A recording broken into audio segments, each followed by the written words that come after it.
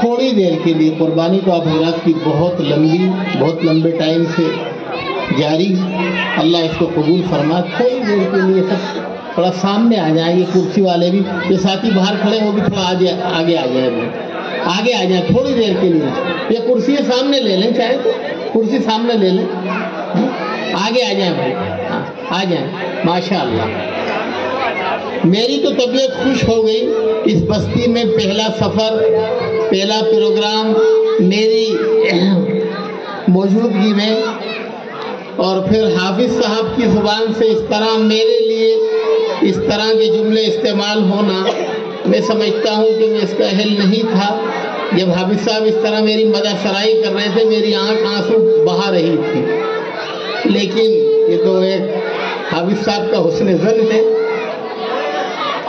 بہت قدیمی تعلق، ربط و ضبط. لیکن میرا یہاں اتفاق، جب عاشورہ کے موقع پر حضرت حافظ صاحب نے سارے طلباء اساتذہ کی فیقہ مدرسے پر پہنچ کر عاشورہ میں دعوت پیش کی، اس وقت تو ہمارے کرم فرما یہاں کے امام و خطیب مولانا محفوظ صاحب نے ہنستے ہوئے مجھے اشارہ کیا کہ حضرت اس بار 26 جنوری پہ ہم آپ کو بلائیں گے.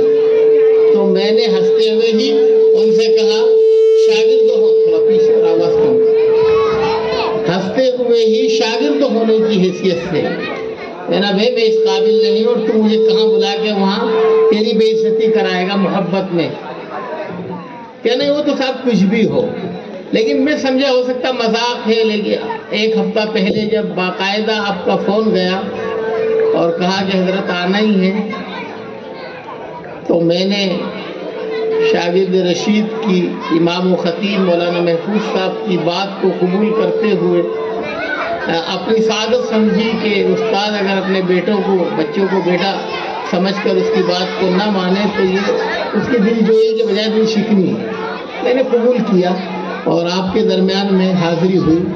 بہرحال اس وقت تو کیا تقریر کروں، آپ حضرات کا اور بچوں کا. بھائی تھوڑا خاموش ہو جائیں بیٹی، خاموش ہو جائیں.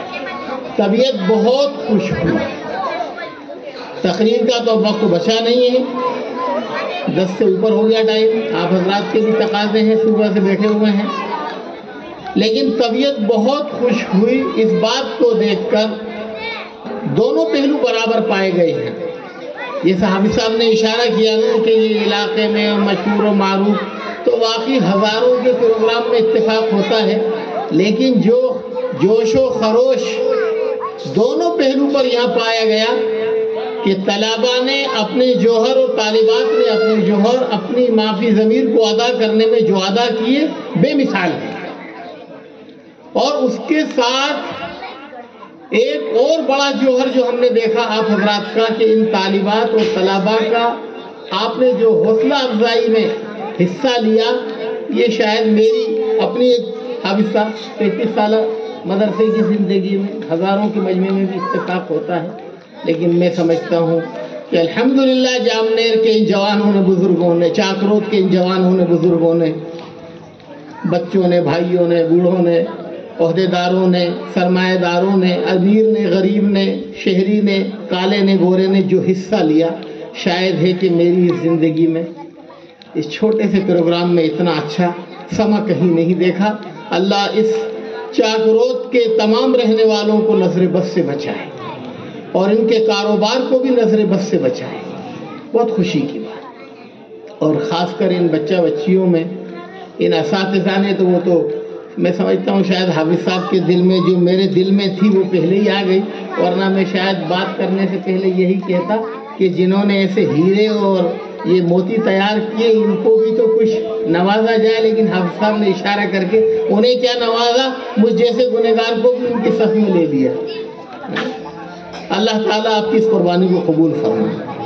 جب یہ بیٹیاں قرآن کی آیتوں سے سما بنا کر اپنا مکالمہ پیش کر رہی تھی تو اس وقت قبر یاد آ رہی تھی.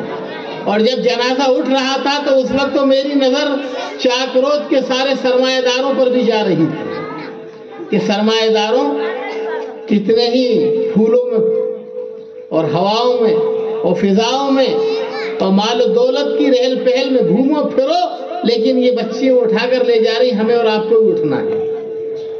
کسی دکان پہ ہمارا کفن کا کپڑا موجود ہے، کسی لوہے لنگر کی دکان پر ہمارے لیے گیتی اور پھاوڑا موجود ہے۔ بچیاں جب پڑھ رہی تھیں کل نفس ذائقۃ الموت، اور جنازہ اٹھا رہی، گویا آج تو پوری تقریر کا نچوڑ لب لباب ہماری ان بیٹیوں نے، معصوم بچیوں نے، پوتیوں نے پیش کر دیا۔ اس سے ہم عبرت حاصل کریں۔ یہ دنیا چند روزہ ہے، دنیا چند روزہ ہے، زندگی بھی چند روزہ ہے۔ آگاہ اپنی موت سے کوئی بشر نہیں، سامان 100 برس کا پل کی خبر نہیں۔ موت تو آنی ہے نا بھائی، کہ نہیں آنی؟ ابھی مولانا اشہد رشیدی صاحب کے پیچھے جمعہ پڑھا میں نے جامع مسجد، تو انہوں نے تقریر میں کہا کہ موت تو ہر ایک کو آنی ہے۔ اتفاق سے مولوی احمد صاحب کو میں نے فون لگایا، میں نے حضرت ملاقات کرنا ہے، انہوں نے کہا جا جلدی سے مولانا شریف صاحب ابھی آپ کی ملاقات، تو اسی کمرے میں جا ٹھہرے اور ملاقات کرائی، اور وہیں سے پھر جامع مسجد ساتھ اسی کار میں نماز کے لیے گئے، تو انہوں نے وہاں واقعہ سنایا کہ موت تو ہر ایک کو آنی ہے، کوئی ایک ایسا نہیں ہے جس کو موت نہیں آنی، کسی کو جلدی آ جائے گی، کسی کو دیر سے، لیکن موت 2 قسم کی ہوتی ہے، ایک موت اچھی، ایک موت۔ تو فرمایا سارے جامع مسجد کے ہزاروں آدمیوں کے بیچ میں کہ بتاؤ اچھی موت مرنا چاہتے ہو یا بری؟ تو سب نے ایک آواز ہو کر کہا ہم بھی کہیں کہ ہمیں اچھی موت مرنا ہے، اللہ ذلت کی موت سے بچائے۔ اور میں تو کہتا ہوں کہ حضرت نے وہ جملے کہا، میں کہتا ہوں اللہ ہمیں عزت کی اور ایمان کی زندگی عطا فرمائے۔ بہرحال آج کا یہ جو دن ہے، یہ دن بہت قیمتی دن ہے۔ یہ دن وہ دن ہے جس دن کے خاطر ہمارے اہل وطن نہیں، اہل اسلام کی 20 لاکھ سے زیادہ جانیں اس ملک کو یہ دن دکھانے کے لیے بھیٹ چڑھ گئی۔ سمجھ میں آ رہی؟ 15 اگست یوم آزادی اور یوم جمہوریہ منانا بہت آسان ہے آج، لیکن ان کی داستانیں سننا اور ان کی داستانیں سنانا اور ان کا جیلوں کی سلاخوں کے درمیان میں اپنا وقت گزارنا اور پھانسی کے پھندوں پر لٹکنا، دہلی کے چاندنی چوک سے لے کے غازی آباد تک کا کوئی درخت تو ایسا باقی نہ بچا یہ دن حاصل کرنے کے لیے کہ ہم مسلمان نہیں، مسلمانوں میں بھی ہمارے مسلمانوں کے قائد رہنما چوٹی کے علماء کی لاشیں درختوں پر لٹک کر تڑپ تڑپ کر انگلشتہ 8 نہ بن گئی۔ ویسے آسانی سے ہمیں نہیں مل گیا کہ 26 جنوری زندہ باد، 26 جنوری زندہ باد، یوم جمہوریہ زندہ باد۔ میرے بزرگوں اس کے پشے پشت آج مجھے یہ پروگرام دیکھ کر اس بات پر بھی خوشی ہوئی کہ ہماری مسجدوں سے، ہمارے مدرسوں سے یہ صدائیں بلند ہونا بند ہو رہی ہیں۔ اس کا خمیازہ ہم اپنے ہاتھوں سے دیکھ رہے ہیں حافظ جاوید صاحب کہ ہماری تاریخ کو بھلائے جا رہے ہیں۔ لیکن خوشی ہوئی اس بات کی، ابھی حافظ صاحب سے بات ہوئی تو انہوں نے کہا کہ ہمارے یہاں ماشاءاللہ مزاج ہے کہ بچیوں نے بجائے وہاں شریک ہونے نے یہاں کو شریک ہونے کو زیادہ ترجیح دی۔ ہونا چاہیے ہر بستی میں، ہر مسجد میں، ہر محلے میں، ہر شہر میں، ہر گاؤں میں 15 اگست اور 26 جنوری کے پروگرام اپنے طور سے ہم کریں، اس لیے کہ قربانی ہماری ہے۔ اگر میں یہ کہوں کہ مہاتما گاندھی ہمارے ساتھ شریک ہوئے ہیں تو 100 سال کی لڑائی کے بعد شریک ہوئے ہیں، اس سے پہلے سب سے پہلے جو لڑائی لڑی گئی ہے اس ملک کو آزاد کرانے کے لیے، جب انگریز یہاں آیا بڑی پالیسی سے ہمارے اندر ہندوستان میں داخل ہوا، بہت چالاکی سے، مکاری سے، عیاری سے، اور داخل ہونے کے بعد اس نے یہاں کے حالات کو بگاڑا۔ ہمارے اسلاف نے اس کو سمجھا۔ سب سے پہلی لڑائی لڑی گئی سراج الدولہ، نواب سراج الدولہ، اس کے بعد نواب ٹیپو سلطان، دونوں لڑتے رہے، لیکن انگریز نے قربان جائے ہمیں بھی معاف کرنا، آج سبھی ایک جیسا بھی اشارہ کیا تھا کہ ہم سب لوگ ایک ہو کر امام کو اپنا سمجھیں، عداوت اور بغض نہ رکھیں، لیکن اللہ حفاظت فرما ہوتے ہیں کچھ لوگ تو اس زمانے میں جب انگریز سے ہمارا معاملہ آمنا سامنا ہوا سراج الدولہ کو، تو ہمارے ہی لوگوں کی دغا اور غداری سے جام شہادت نوش کرنا پڑا، اس لیے ہار کا دن دیکھنا پڑا۔ سلطان ٹیپو کا مقابلہ ہوا اور ہماروں ہی کی غداری سے وہاں بھی ہار کا دن دیکھنا پڑا۔ اس کے بعد یہ لڑتے ہوئے انگریز دہلی تک قابض ہونے کی کوشش میں رہے، لیکن اللہ کی مدد جب آتی ہے، ان تنصروا اللہ ینصرکم ویثبت اقدامکم، وہاں بھی انہوں نے اپنا غدر بچانا شروع کیا۔ جب اس وقت تو انہوں نے انگریزوں نے غدر شروع کیا، وہاں بھی اپنی من مرضی منمانی شروع کی، تو شاہ ولی اللہ صاحب رحمۃ اللہ علیہ دہلی محدث دہلوی رحمۃ اللہ علیہ نے اس وقت تو ان کی چالاکیوں کو بھانپ لیا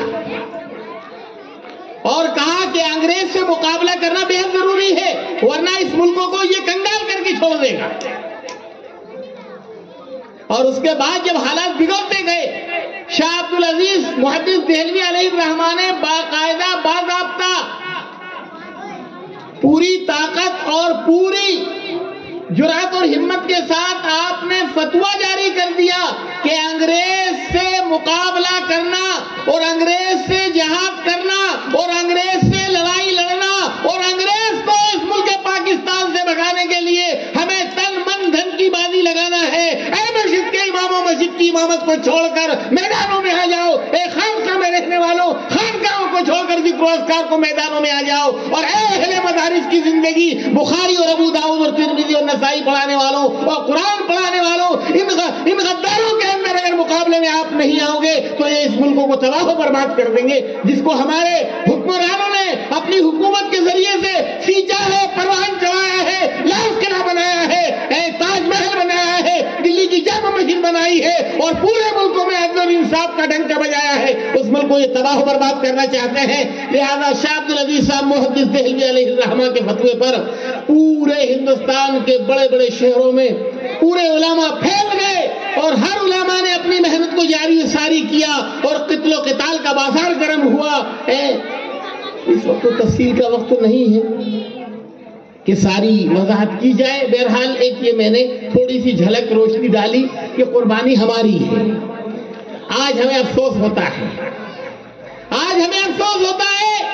وہ گاندھی جی کو 200 سال کی لڑائی لڑنے کے بعد دہلی کی جامع مسجد میں بٹھا کر قربانی دینے والوں نے حضرت خباب رضی اللہ تعالیٰ عنہ کی طرح، اور اسے چیرے جانے والے حضرت خبیب رضی اللہ تعالیٰ عنہ کو کڑاؤں میں جلانے والوں کی طرح، ہمارے اکابرین کو جلانے والوں نے، کنووں میں پھینکنے والوں نے، بوریوں میں بند کر کے بندوق کی توپ سے ہمارے اکابرین کو جو ہے نظر موت کے حوالے کر دینے والوں کو،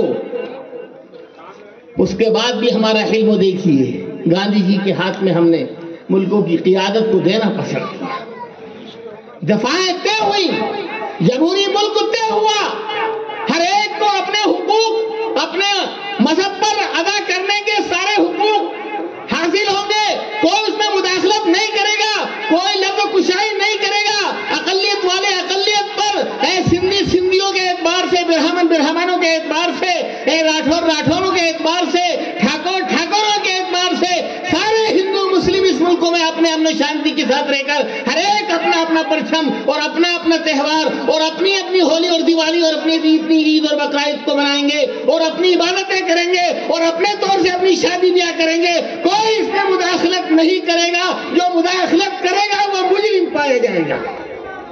یہ ساری دفعائیں طے ہوئی جامع مسجد میں بیٹھ کر دہلی کی، لیکن افسوس اس وقت تو کہ بھلے انسانوں نے تو اس بات کو تسلیم کیا، آج ہمیں 70 سال پیچھے آنے کے بعد جب یہ باتیں سامنے آتی ہے تو بڑا افسوس ہوتا ہے۔ ہمارے اوپر الزامات کی بھرمار ہوتی ہے، ہمیں کبھی دہشت گرد کہا جاتا ہے، کبھی ہمیں کیا کہتے ہیں گلے کا ہار چوری کرنے والا ثابت کیا جاتا ہے، کبھی ہمیں یہاں کا پردیسی کہا جاتا ہے، کبھی ہمیں یہاں کا جو ان کے جی میں آتا ہے وہ کہا جاتا ہے، کبھی ہمارے نام بدلے جاتے ہیں، کبھی ہمارے شہروں کے نام بدلے جاتے ہیں، کبھی ہمارے محلوں کے نام بدلے جاتے ہیں، کبھی ہمارے گاؤں کے نام بدلے جاتے ہیں۔ ارے میرے بزرگوں، ہم ہندی ہیں، وطن ہے ہندوستان ہمارا، یاد رکھیں ہم ہندی ہیں، وطن ہے ہندوستان ہمارا، ہم اس کی بلبلے ہیں، یہ پاک ہے ہمارا۔ میرے بزرگوں، ہمارے بزرگوں نے یہ قربانی دی ہے، ہمارے اکابرین نے حکمرانوں نے یہ 850 برس حکمرانی کی ہے۔ کوئی ایک یہ ثابت کر کے بتا دے ہندوستان کا کسی بھی مذہب کا رہنے والا ہو کہ کبھی مسلمان نے کسی ہندو کو ستایا ہو، کبھی مسلمان نے کسی ہندو ہمارے حکمراں جو ہے پنڈت جی حضرات برہمن، کبھی کسی کو ہم نے نہیں ستایا، کبھی آج تک ہم نے کسی کو نہیں مارا، کبھی نہ ہم نے کسی پر الزام لگایا، نہ کبھی کسی کو ہم نے بری نظروں سے دیکھا۔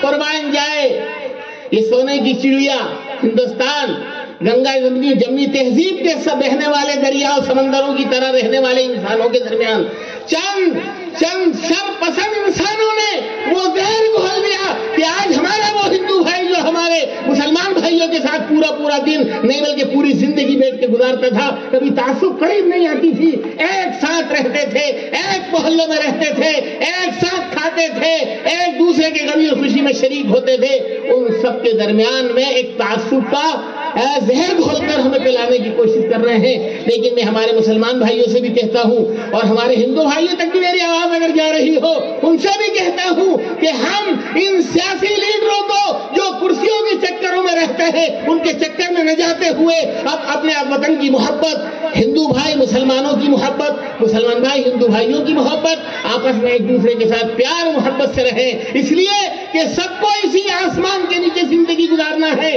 اور سبھی کو اسی زمین کے اوپر اپنے مکانات بنا کر اسی پر کاروبار کرنا ہے، تجارتیں کرنا ہے، سروسیں کرنا ہے، نوکریاں کرنا ہے، کھیتی کرنا ہے اور اسی میں دفن بھی ہونا ہے۔ ذرا بھول کر کیا کریں گے؟ آگاہ اپنی موت سے کوئی بشر نہیں، سامان 100 برس کا پل کی خبر نہیں۔ میرے بزرگوں، روز لوگ مر رہے ہیں، کون کس موت مر رہا ہے یہ تو بس وقت بتائے۔ میرے بزرگوں، ایک بات ذہن میں آئی، اچھی موت۔ ایک صاحب وضو بنا کر مسجد میں داخل ہوئے، امام صاحب کے پیچھے نماز پڑھیں گے، گھر سے کہہ کے آئے بیویوں سے، اہلیہ سے، بچوں سے، پوتوں سے، نماز کا وقت ہو گیا، نماز پڑھنے جا رہا ہوں۔ اللہ اکبر، وضو بنایا خوشو خضو کے ساتھ، امام صاحب کے پیچھے کھڑے ہو گئے، 3 رکعت پوری ہوئی، 4تھی رکعت میں کھڑے ہوئے، آخری رکعت کا آخری سجدہ ہے انا للہ و انا الیہ راجعون۔ موت آ گئی، بتاؤ کیسی موت؟ اللہ کے گھر کی طرف، قبلے کی طرف رخ، خدا کا گھر مسجد جو مسجد نبوی کی بیٹی ہو اس میں، اور پاکی کی حالت میں، صاف شفاف حالت میں، طہارت کی حالت میں اور سجدے کی حالت میں کسی کی اگر موت ہو تو اس سے اچھی موت کس کو ملے گی؟ اور ایک موت اچانک حادثے کا شکار ہو جائے، سڑک پر وہاں مر جائیں تو وہ موت اچھی، یہ موت اچھی۔ اس لیے نمازی بن کر زندگی گزارو۔ بہرحال تفصیل کا وقت تو نہیں ہے، یہ تو ذرا نوازی ہے کہ آپ نے بلوایا، ورنہ آج جی تو واقعی چاہ رہا تھا، لیکن آپ نے بہت لمبے وقتوں کی قربانی دی کہ مولانا محفوظ صاحب نے ہمیں یہاں حاضری کا موقع دلوایا، حافظ جاوید صاحب کے ذریعے، اور یا خود کی محبت جو بھی آپ حضرات کی حاضری ہوئی، طبیعت خوش ہوئی۔ اللہ کرے کہ ہمارے بچوں کے میں ہمارے اساتذہ سے بھی درخواست کروں گا کہ ہمارے جس طرح بچوں کو آپ نے تیاری کرائی اسی طرح بچوں کے اخلاقی تیاری بھی ہو، اور اس میں ہمارے گھر میں اگر ہماری ماں بہنوں تک آواز پہنچ رہی ہے تو ان سے بھی میری درخواست ہے کہ سب سے پہلا مدرسہ بچہ اور بچیوں کے لیے امام صاحب اور نائب امام صاحب کا بعد میں ہے، پہلے مدرسہ بچہ اور بچیوں کے لیے گھروں میں ماں بہنوں کا ہے۔ باپ کا اور بھائیوں کا تو اس لیے نہیں کہوں گا کہ وہ تو باہر کی ذمہ داری کو لیے ہوئے ہیں، وہ تو گھر کے سارے نظام کو چلانے کے لیے گھر سے نکل جاتے ہیں، لیکن ماں پر بے حد ضروری ہے کہ وہ اپنے بچوں کی سب سے پہلے گھر میں تربیت کرے۔ سب سے پہلے تربیت میں ایک چیز آتی ہے کہ چھوٹے بچوں کو اور بچیوں کو سلام کے عادی بنائیں۔ ماں بہنوں تک بھی اگر آواز مکانوں میں پہنچ رہی ہو تو وہ اس بات کی طرف اپنے بچے بچیوں پر توجہ دیں، ترغیب دیں۔ بڑے ہونے کے بعد سلام کرنے کی پھر ان کی عادت ڈل جائے گی۔ آج بڑی عمر کے لڑکے جو جوان ہو گئے ہیں اسلام سے کوسوں دور ہیں معاف کرنا، اس لیے کہ ہمارے اندر آج کے دور میں لباس بھی ہمارا گیا، ہم پہچان نہیں پا رہے۔ ادریس بھائی پہچان رہے؟ بعض مرتبہ آپ معاف کرنا، ہمارے پاس یہ جو جن کے لیے لڑائی لڑی گئی 15 اگست اور 26 جنوری، انگریزوں کے لباس ہمارے اندر اتنے مرغوب ہو گئے کہ ہم اسلامی لباس کو پسند ہی نہیں کر رہے۔ کرتا پائجامہ سادہ لباس پہننا۔ ایک بار میرا واسطہ پڑا ایک صاحب کو، میں نے سلام کیا، السلام علیکم، کر تو لو سلام، لیکن جب میں نے سلام کیا تو انہوں نے ان کی ادھر سے جواب دیا آداب آداب۔ ارے میں نے کہا یہ تو ہمارا اہل وطن بھائی ہے۔ میرے دل پہ یہ بات بہت گراں گزری کہ میرا مسلمان بھائی، اور اس کے پاس اسلام کا مونو نہیں، چہرے پر داڑھی نہیں، بدن پر کرتا پاجامہ نہیں، بال اس کے بے شیپ کٹنگ کے، کون سی کٹنگ ہے وہ چل رہی؟ بتائیں صدر صاحب کیا کٹنگ کا نام ہے؟ بتاؤ اسلام میں یہ کٹنگ ہے؟ ون سائڈ، معاف کرنا، ناراض مت ہونا، لیکن میں آپ کا ہوں، آپ میرے ہو، میرا فرض بنتا ہے، میں آپ کا یہاں کھانے آیا ہوں، آپ کی دعوت پر آیا ہوں، تو میں صرف مکھن لگا کر نہیں جاؤں گا، جو ہم میں کمی آ رہی ہے اس کو میں اگر دوہرا دوں تو آپ ناراض مت ہونا آپ کی کٹنگ پر، ہے نا؟ One side. اسلام میں اللہ کے رسول صلی اللہ علیہ وسلم نے 3 طرح کے بال رکھے ہیں، جن کو عربی میں کیا کہتے ہیں؟ لما، جمہ، وفرا۔ عربی میں لما، جمہ، وفرا۔ اب لما تو یہ ہے جیسے شاید میری سمجھ لو، پورے ایک برابر، ایک گیہوں کے برابر کٹے ہوئے۔ دوسرے اور تھوڑے بڑے، پورے ایک برابر، کہیں کیچی سائڈ سے نہیں لگی۔ ایک وہ ہے وفرا آخر میں، کہ جو یہاں کا بال یہاں کٹے۔ بولی محفوظ جانتے ہیں کیسے تھے میرے بال؟ شاید 17-18 سال میں نے گردا رکھا ہے، جو یہی کٹا ہے، ہمیشہ یہاں کا کنگھی سے پورا پیچھے جاتا تھا، کبھی سائڈ سے کنگھی نہیں لگتی تھی۔ اللہ نے حج میں بلایا 2008 میں، اس وقت وہی حرم میں عمرہ کرنے کے بعد ہی پھر حلق ہوا۔ پھر جس دن سے حلق ہوا آج تک اسی پوزیشن کے بال ہیں۔ یہ بالوں کی 3 طرح کی قسم ہے، لیکن قربان جائے کہ ہمیں اسلام سے اور رسول کریم صلی اللہ علیہ وسلم سے اور آپ کے اسوہ حسنہ سے اور آپ کے طریقے سے اور آپ کی طرز زندگی سے کوسوں دوری کی جو ہے ہم نے اختیار کر لی ہے، اور آپ کی محبت ہمارے دلوں سے نکل گئی، تو بتاؤ ہم کیا اللہ کے نبی صلی اللہ علیہ وسلم کو حوض کوثر پر جب وہاں اللہ کے رسول اپنے ہاتھ سے سارے امتیوں کو پانی پلائیں گے، اس وقت وہاں 2 فرشتے بھی کھڑے ہوں گے اور وہ کہیں گے یا نبی اللہ، اس کو آپ پانی پلا رہے ہو، آپ کے آنے کے بعد اس نے آپ کی سنتوں کا جنازہ نکالا ہے، آپ کی سنتوں کا جنازہ نکالا ہے۔ آج میرے بزرگوں ہم دوسروں کا رونا کیا روئے؟ شاعر شعر کہتا ہے دل کے پھپھولے جل اٹھے سینے کے داغ سے، دل کے پھپھولے جل اٹھے سینے کے داغ سے، اس گھر کو تو آگ لگ گئی گھڑی کے چراغ سے۔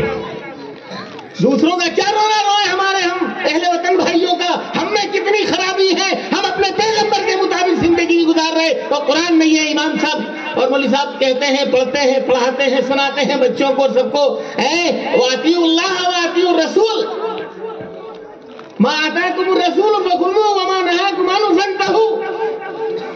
میرے بزرگوں اگر نبی کی سنت سے ہٹ گئے، اگر نبی کے طریقے سے ہٹ گئے، نبی کے اسوہ حسنہ سے اگر ہماری زندگی دور ہو گئی، ہماری شادیاں منمانی ہو گئی، ہمارے لباس منمانی ہو گئے، ہمارے بال منمانی ہو گئے، ہمارے گھروں کی زندگی منمانی ہو گئی، اگر ہمارے اندر عریانیت آ گئی، تو اللہ کے رسول صلی اللہ علیہ وسلم سے جو وعدہ ہے اس وعدے کے مطابق زندگی نہیں گزرے گی، تو پھر کیا ہم جنت کے مستحق بنیں گے؟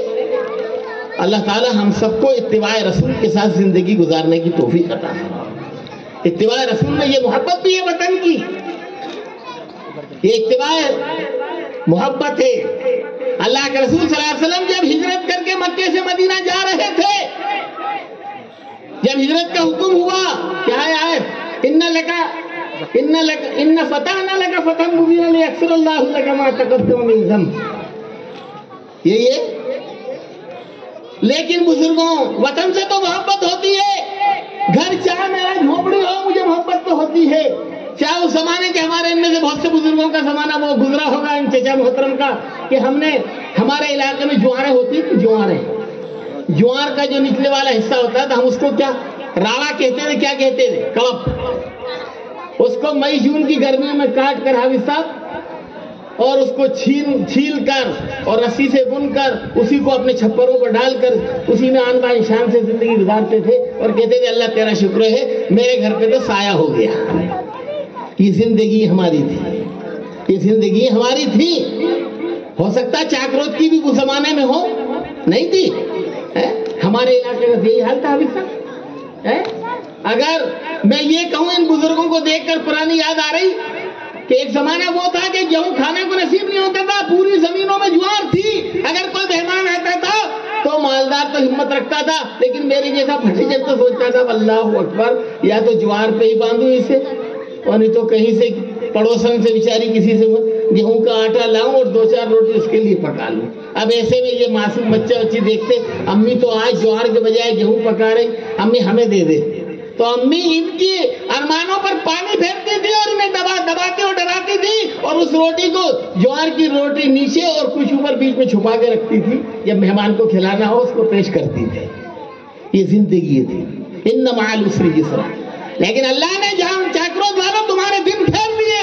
اللہ کے یہاں دیر ہے اندھیر نہیں ہے. اسی طرح اللہ نے پورے علاقے کے دن پھیر دیے. اپنا پورا علاقہ فیقہ مدرسے کی یہ پوزیشن تھی تو بڑی مشکل سے دھان جوار گڑ تھوڑا بہت اس طرح سے اکٹھا ہویا کرتا ہے. آج اللہ کا فضل ہے. یہ اللہ کی ان نعمتوں کی شکر ادا کریں. لئن شکرتم لازیدنکم ولئن کفرتم ان عذابی لشدید. ماشاء اللہ شکر گزاری کی ایک جھلک ہم نے دیکھ لی کہ آپ حضرات نے ان بچے اور بچیوں پہ خرچ کیا.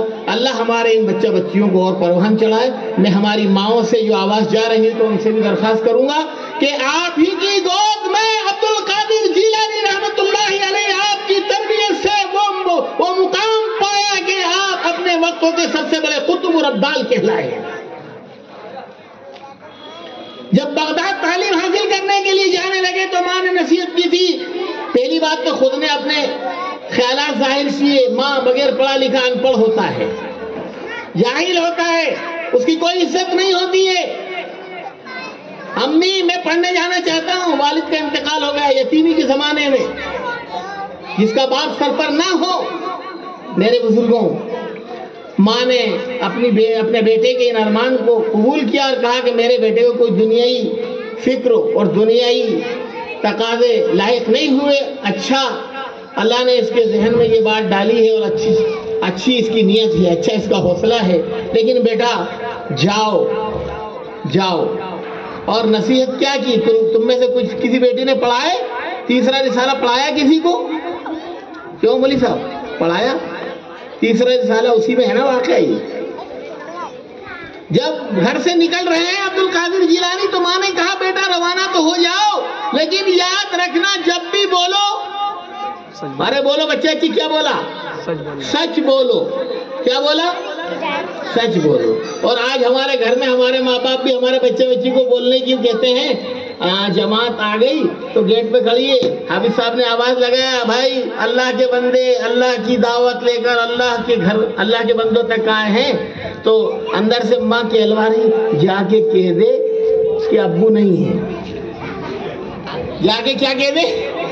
ابو نہیں ہے. اب بچی باہر آئی اور بچی نے باہر آ کر کہا کہ ابو کہہ رہے ہیں کہ جا کے کہہ دے کہ ابو گھر پہ نہیں ہے. سمجھ آ رہی بات؟ اندر سے کہلوایا ابو نے کہ جا کے کہہ دے کہ ابو گھر میں نہیں ہے. اب بچی نے باہر آ کر جماعت کے ساتھیوں سے کہہ دیا کہ ابو کہہ رہے ہیں کہ ابو گھر پر نہیں ہے. تو جھوٹ کی تعلیم کون دے رہا ہے؟ ارے والدین دے رہے نہیں دے رہے. اب وہی ان کی گھٹی میں ڈلے گا, اور اگر انہی کی گھٹی میں آپ نے سچ بولنا ان کی گھٹی میں ڈالا تو عبد القادر جیلانی ڈاکوؤں کے زمرے میں گھر گئے ہیں. اس زمانے میں کوئی راستوں کے مسائل نہیں, سڑکیں نہیں, ویرانوں میں جانا پڑتا تھا. آپ ہی ہو سکتا ہے شجاع پور جانے میں آپ کی بیل گاڑی لٹتی ہوں گی, ہم تو جب آتے تھے یہاں بیل گاڑی لے کے تو اتفاق کی بات ہے 8-10 گاڑیاں ایک ساتھ لے کے آتے تھے، اس کے بعد بھی پیچھے وہ ڈوریے کے پیچھے گھاس کے پولے اڑاتے تھے کہ ایسا نہیں ہو کہ ڈاکو بلم مار کر اور اس میں سوراخ کر کر غلہ، یہ حالات تھے، لیکن اس کے بعد بھی لوٹ لیتے تھے۔ عبد القادر جیلانی ایسے زمانے میں تعلیم حاصل کرنے جا رہے ہیں اور ماں نے ان کے لیے زیادہ راہ بھی طے کیا ہے، 40 اشرفیاں وہ رکھ دی، اس کے بعد ڈاکو گھیر رہے ہیں، سوال جواب ہو رہا ہے، بتاؤ تمہارے پاس کیا ہے؟ واقعہ لمبا ہے لیکن ادھر نہیں جاؤں گا پورے واقعے میں، ورنہ آپ کہیں گے یہ آدھا تیتر آدھا بٹیر، وقت تو نہیں ہے، یہ تو آپ کی قربانی پر میرے دل میں آ رہا ہے بس، ورنہ وقت تو بچے ہی نہیں ہے۔ میرے بزرگوں، عبد القادر جیلانی سے سوال ہو رہا ہے، بتاؤ تمہارے پاس کیا ہے؟ میری ماں اور بہنوں، تم نے اگر ان بچہ بچیوں کو اپنے گھر میں سب سے پہلے سبق پڑھا دیا ہے سچائی کا، تو وہ سچائی ہر جگہ کام دے گی۔ عبد القادر جیلانی سوال ہو رہا ہے، فوراً کہہ رہے ہیں میرے پاس 40 اشرفیاں ہیں۔ اب ہر ایک کے دل کی بات نہیں ہوتی کہ ڈاکوؤں سے مقابلہ کر لے، وہاں تو روح کانپ جاتی ہے۔ مثال کے طور سے اگر کوئی میرے جیسا ڈرپوک آدمی پولیس سے واسطہ پڑ جائے کسی معاملے میں تو میرے تو رونگٹے کھڑے ہو جائیں گے۔ اب آپ کا رات دن واسطہ ہے تو آپ ہو سکتا نہیں گھبراؤ گے، لیکن میرے تو عبد القادر جیلانی بغیر چو چرا کے، بغیر چہرے پر شکن کے، بغیر پسینے کے کہتے ہیں 40 اشرفیاں ہیں۔ کہاں ہے؟ ڈاکو سوال کرتا ہے، کہتے ہیں یہ رکھے ہیں، میری ماں نے دیے تھے۔ بس اس سچائی پر میرے بزرگوں حالات بدل گئے۔ ڈاکو کی ساری تیوری ڈاکہ ڈالنے کے بجائے اس بات پہ الجھ کر رہ گئی کہ یہ بچہ ہمارے یہاں تو اچھے اچھے کے پسینے چھوٹ جاتے ہیں اور ہر ایک کی ہم جان لے لیتے ہیں اور ہر ایک کا ہم امان لے لیتے ہیں، اور یہ ہم سے منہ ملا رہا ہے اور سوال جواب میں برابر برجستہ جواب دے رہا ہے، چلو اس کو ڈاکوؤں کے سردار کے پاس لے چلو۔ پولیس کا جوان کہاں لے جائے گا؟ ٹی آئی کے پاس۔ میرے بزرگوں وہاں سوال جواب میں بھی اللہ نے جو ماں نے اس کی گھٹی میں گھول کر پلایا تھا، جو اس کی تربیت کی تھی، جو سب سے پہلا گھر میں اس نے سبق پڑھایا تھا، اس سبق میں وہ کام دیا میرے بزرگوں۔ قصہ مختصر کہ سارے ڈاکوؤں کی زندگی اس کی ایک سچائی پر، سارے ڈاکوؤں کی زندگی ڈاکہ ڈالنے سے انہوں نے توبہ کر لی اور ہمیشہ کے لیے اپنے وقتوں کے سارے بزرگ اور ولی بن گئے۔ اس لیے میری ماں سے بھی گزارش ہے کہ اور اس میں ہمارے بچہ بچیوں کی تربیت میں نکھار پیدا کرنے کی پوری کوشش کریں، جتنا ہو سکے، یہ ہمارے لیے بہت ضروری ہے۔ آج یہ حال ہے۔ اسی طرح ایک چیز آج جو میرے دل میں ایک پوائنٹ تھا یا میں نے لکھا تھا یادداشتوں کے طور پر، وہ تو میں نے پا لیا، اس لیے بتانے کی ضرورت نہیں، کہ ہم اپنے بچہ بچیوں کو سخاوت کی عادت ڈالیں، کچھ خرچ ان کو دیں۔ تو ماشاءاللہ جب آپ بڑے ان کو دے رہے ہیں تو میں نے اپنی نظروں سے دونوں مکالمے والی بچیوں کو دیکھ لیا کہ انہوں نے اپنا ایثار اور اپنی سخاوت اپنے بزرگوں کی دیکھ کر اپنے استاد کے لیے فوراً ان کا پیش کر دینا، تو ماشاءاللہ بچیوں میں اور بچوں میں بھی سخاوت کا مزاج ہے۔ جب ہم سخاوت کریں گے تو ہماری اولادیں بھی سخاوت کریں گی۔ ہمارے نبی صلی اللہ علیہ وسلم کی صفت بخیلی نہیں ہے، ہمارے نبی صلی اللہ علیہ وسلم کی صفات سخاوت ہے، تو ماشاءاللہ سخاوت کا مزاج ہمارے بچے بچیوں میں بن رہا ہے۔ اللہ تعالیٰ ان سب بچے بچیوں کو اس کی بہترین۔ ایک چیز اور جو میں نے اپنے پوائنٹ لکھے تھے مولانا، کہ ہم چھوٹی عمر میں، خاص کر ہماری مائیں سنیں اس بات کو اور ہماری بچیاں بھی کوشش کریں اس سے دور رہنے کی، کہ چھوٹی عمر میں ہم اپنی بچیوں کو زیورات کا عادی نہ بنائیں۔ سمجھ میں آ رہی بات؟ خاص کر مائیں اگر گھر میں سن رہی ہوں یا وہ نہیں سن رہی ہوں تو ان کے شوہر یہاں ہوں تو وہ ادب سے ان کو سمجھا، ورنہ یہ نہیں کہ وہ جا کر کہے کہ ہم بچی کو زیور بنائیں گے اور تم کہو گے نہیں۔ وہ حافظ جاوید صاحب نے اور امام صاحب نے وہ فلاں مولوی کو بلوایا تھا، وہ آج ایسا کہے گا اب تو ہم زیور پہنائیں گے ہی نہیں، تو وہ کچھ کہیں گے آپ کچھ کہیں گے، لڑائی ہوگی۔ گھر میں اختلاف پیدا نہیں کرنا بلکہ محبت اور پیار سے اس بات کو سمجھانا۔ سمجھ گئے؟ عبد القادر مولانا قاسم صاحب نانوتوی علیہ الرحمہ کی جب شادی ہوئی، بہت بڑے مالدار گھرانے میں، دارالعلوم دیوبند کے بانی مولانا قاسم صاحب رحمۃ اللہ علیہ، تو ان کی شادی بہت بڑے کروڑپتی گھرانے میں ہوئی. وہ زیورات سے آراستہ مرصع ہو کر زیب و زینت کے ساتھ تشریف لائیں. حضرت کے نکاح میں آنے کے بعد جب حضرت اس کمرے میں تشریف لے گئے جہاں ان کو آرام کرنا تھا، تو آپ نے جیسے بیوی کے بدن پر زیور دیکھے تو کہا کہ مال اور قاسم ایک جگہ نہیں دیتے. سمجھ میں آ رہا ہے؟ مال اور زیور قربان جائے. وہ اطاعت کرنے والی بیوی، وہ فرما بردار بیوی، وہ اپنے وقتوں کی ولیہ بیوی. کہا ہے میرے شوہر جس چیز میں آپ کی رضا ہو اس میں میں راضی ہوں، جو آپ چاہیں وہ حکم دیں. کہا میرا جی چاہتا ہے کہ تو یہ سارا زیور اتار کر صدقہ کر دے. آج ہماری ماں بہنیں اس بات پر جھگڑتی ہیں اور ہماری بچیوں کو شروع سے اس کا عادی بنا کر. معاف کرنا، اب مردوں کا تو میں نے یہاں دیکھ لیا. ابھی تو ریپورٹ میں مولانا سے یا حافظ صاحب سے پوچھوں گا کہ ہمارے گھروں میں ماں بہن اپنے سونے چاندی کی زکات دے رہے نہیں دے رہے. کیوں؟ آتا ہے کبھی فنڈ پہنچتا ہے، بہت بڑی بات. ورنہ کیا ہے وہ جباہہم جنوبہم ظہورہم ھذا ما کنزتم لانفسکم فذوقوا. یہ ایسا نہ ہو کہ اگر ہم ان کو زیورات کا عادی بنا دیں اور اس کی زکات کی ادائیگی نہ ہو تو یہ کل قیامت کے دن ہماری پیشانیوں کو اس سونے چاندی کے جہنم کی آگ میں گرم کر کے اس سے ہماری پیشانیوں کو داغا جائے گا، ہماری پیٹھوں کو داغا جائے گا اور ہمارے گلے میں سانپ اور بچھوؤں کے ہار بنا کر ڈالے جائیں گے. اس سے ہم بچنے کی کوشش کریں، لیکن حکم ہے اس کو پہننے کا، پہنانے کا، اس میں انکار نہیں ہے.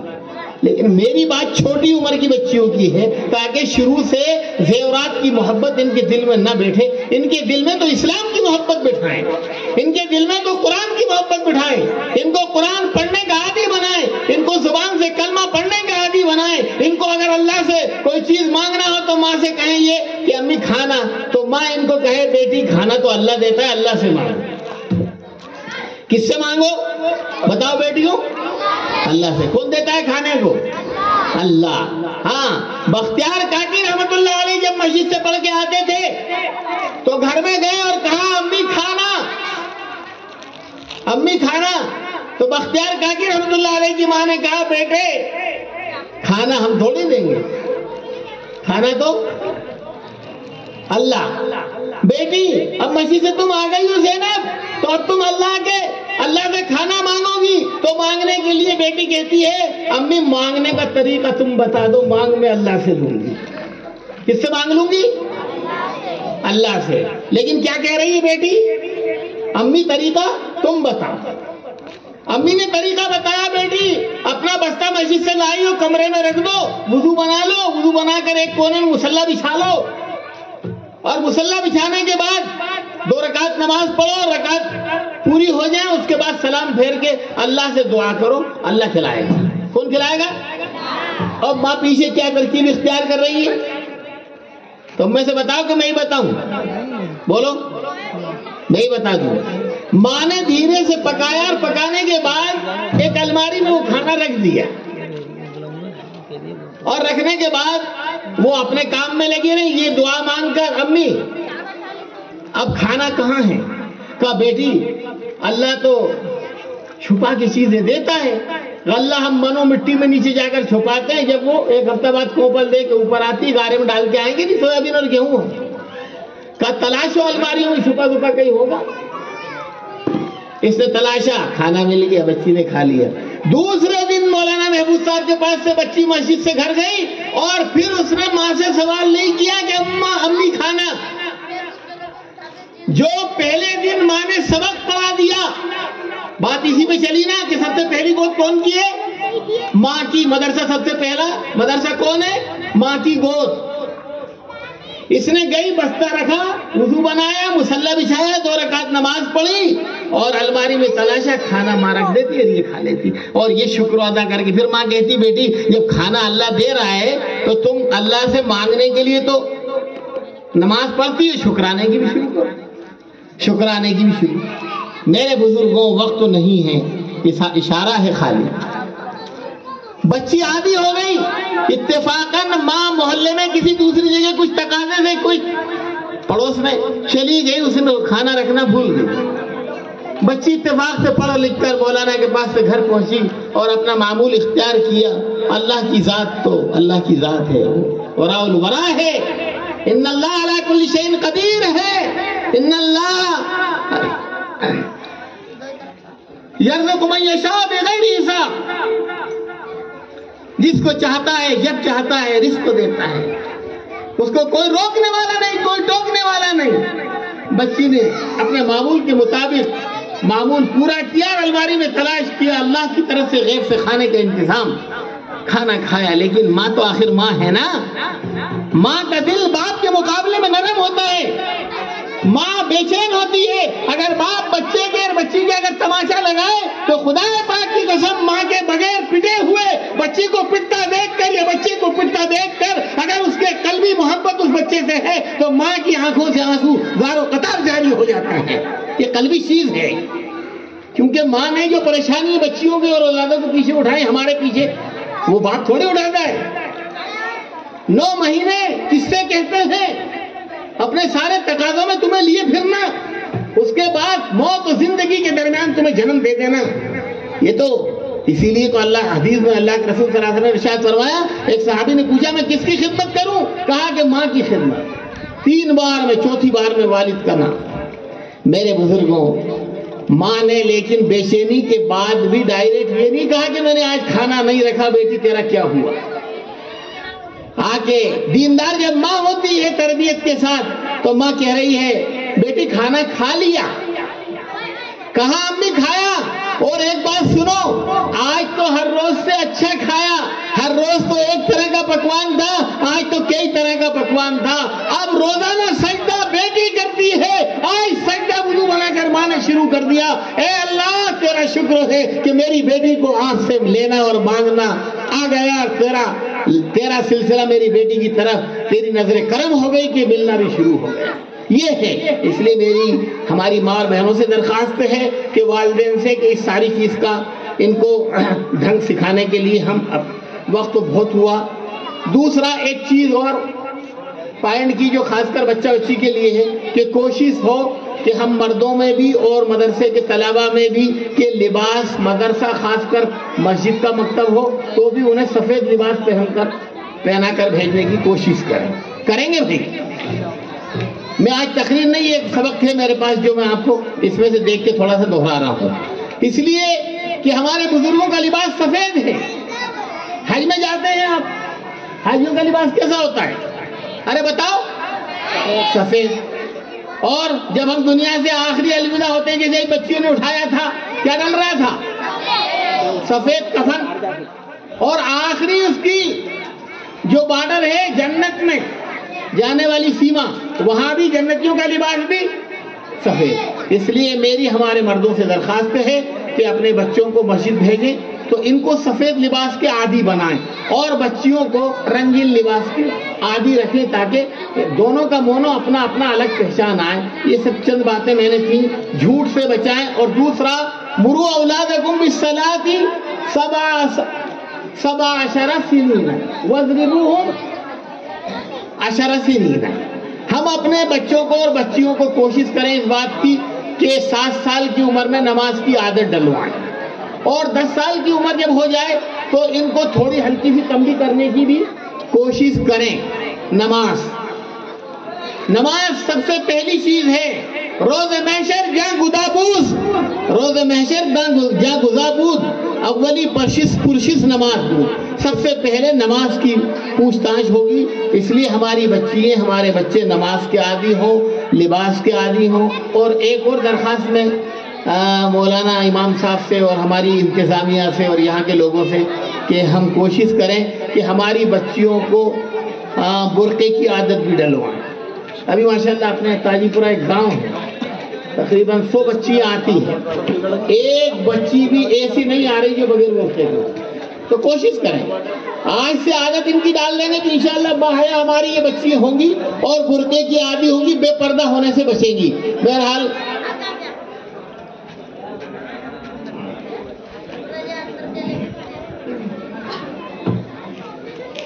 یہ چند باتیں میں نے پیش کی.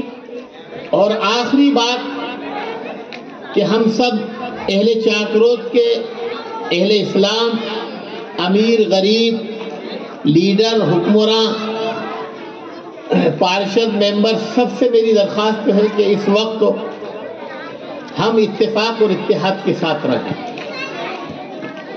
اور جیسے ایک بچی نے پیش کی تھی نعت غالباً حسد سے ہم بچنے کی کوشش کریں.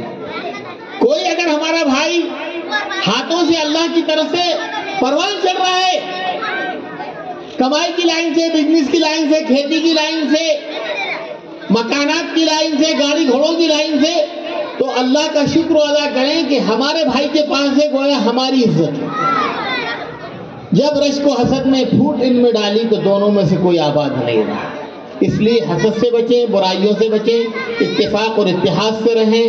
اللہ تعالیٰ نے ہمیں آج یہ یوم جمہوریہ کی شکل میں ایک مجلس میں جوڑا جس میں ہمارے مکاتب کے بچہ اور بچیوں نے اپنے جوہر پیش کی. اللہ تعالیٰ ہمارے ان بچہ بچیوں کو اور پروان چڑھائے اور اس بستی کے سارے مسلمانوں کو جنہوں نے ان بچہ بچیوں کا حوصلہ افزائی کی اور سب کو اس کا بہترین بدل عطا فرمائے. وآخر دعوانا ان الحمدللہ. آپ کا انعام سب بچے بچی کو پہنچ گیا؟ کچھ باقی رہے ان کو؟ اچھا نہیں، بغیر حصے والوں کو